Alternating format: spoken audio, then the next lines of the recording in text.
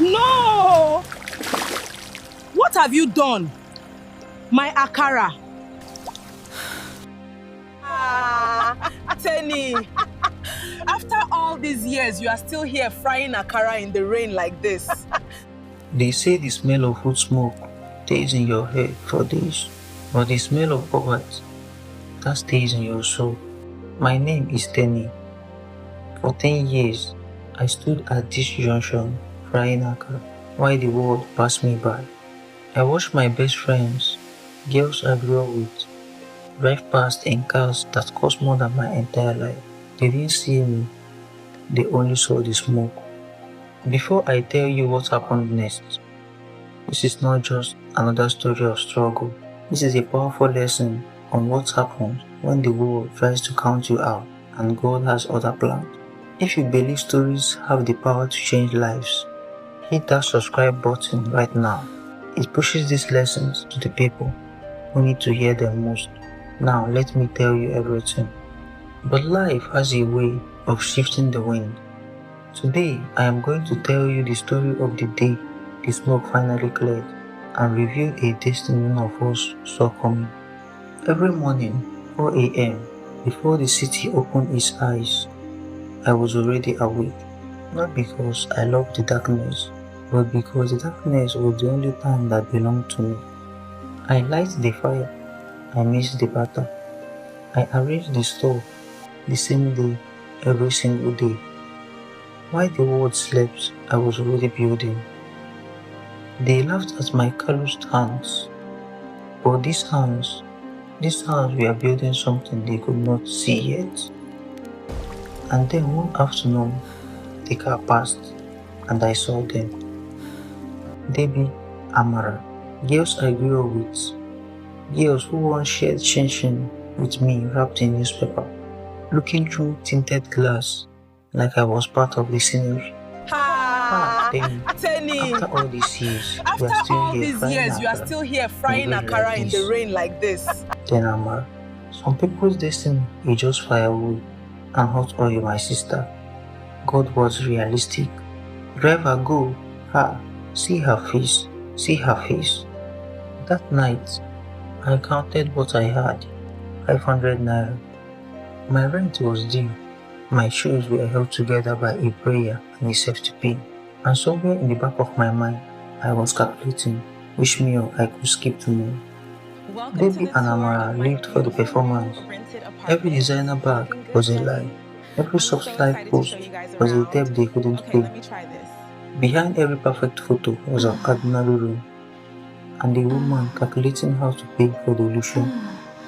Then one Tuesday, an ordinary Tuesday, everything they had built came due, all at once. The followers moved on, rented apartments were returned, and they were left standing in ordinary rooms, in ordinary clothes, staring at phones that no longer told them they mattered.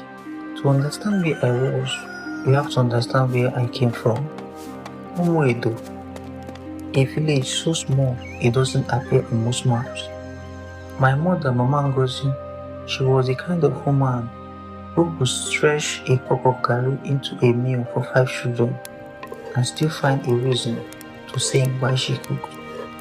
A neighbor, Mama Shiomo, taught me how to fry akara. She said, the secret is the heat. Too cold and it soaks up oil.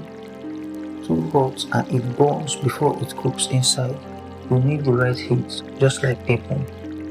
Debbie and Amara, we grew up on the same street, drank from the same well, before the city rearranged our values without us noticing. 11 days before I found him, a woman named Ifoma turned around in Balogun market for 30 seconds, just 30 seconds. And when she turned back, he was gone. Her husband was in a boardroom meeting when the call came. He said later he didn't hear the words clearly. He just heard his wife's breathing. For 11 days, he drove every street, showed his son's photograph to every night watchman, prayed every prayer a man knows how to pray. On the 11th day, a woman who sold pepper soup told one of his sashas, about an Akara who had cared for a small lost boy in the rain. He sat in his car and wept. That night, the rain came without warning. I was closing my store, counting what was left. Then I heard it. Not a loud cry, not a scream, just a small sound. The kind that gets lost in rain if you are not listening. But I was listening. I found him behind the dumpster near Mama Shelma's old provision store, coiled into himself like he was trying to disappear. I wrapped my outer wrapper around him. I gave him 2 of my 3 remaining Akara, and I sat with him on that wet ground, and I talked to him. He looked up at me and said, "Will you stay until it stops?" And I said yes. I had 500 naira. My rent was due. But in that moment, I realized that my little was his everything. Have you seen him?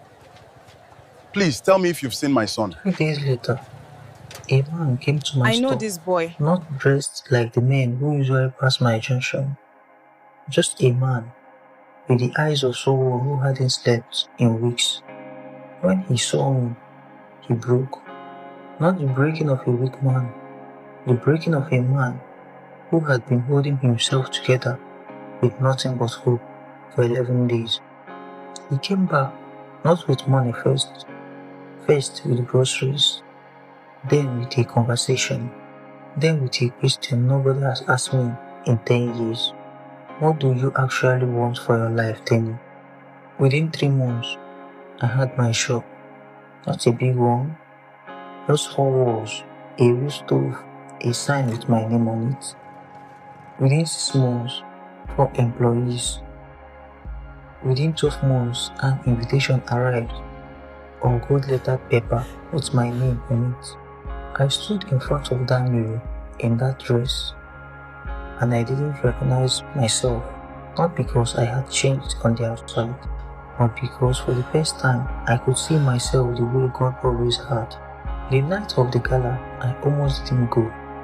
I sat in the car outside the venue for 11 minutes. I counted, because part of me still felt like the girl at the junction.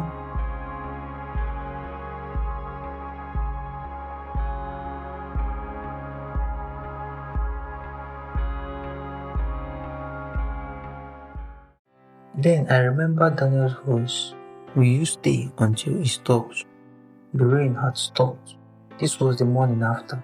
Teny, you came. You invited me. No, Hoy, I gave you a card with an address. That has always been the difference between you and most people, Teny. I walked through those doors. I saw them almost immediately.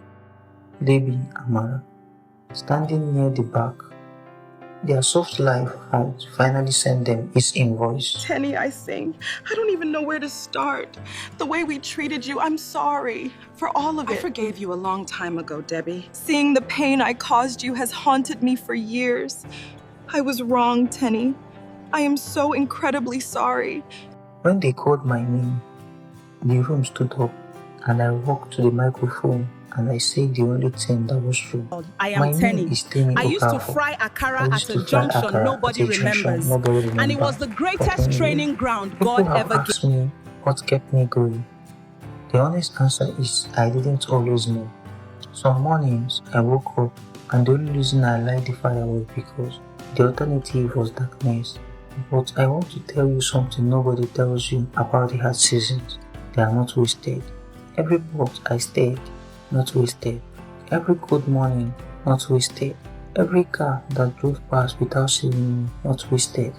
Because God was preparing me for a better junction.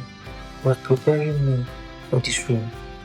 So if you are in your smoke season, keep trying, keep showing up, keep being kind even when kindness costs you everything. The junction is not your destiny. It is your preparation. Thank you. And then Daniel climbed off his father's lap and ran to me and wrapped both arms around my neck and whispered.